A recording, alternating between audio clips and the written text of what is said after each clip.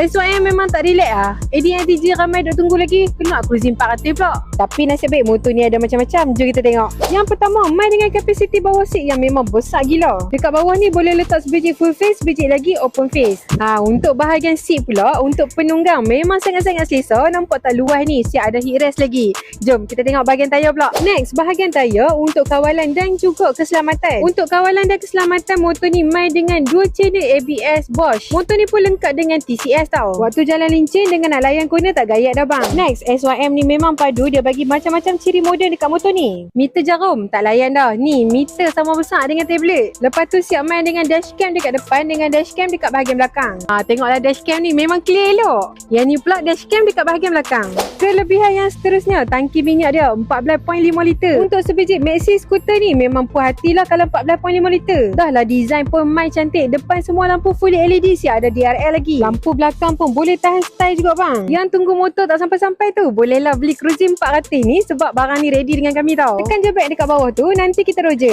Dah tengok video ni macam biasa, like, follow, share. Until next review. Bye bye. Assalamualaikum.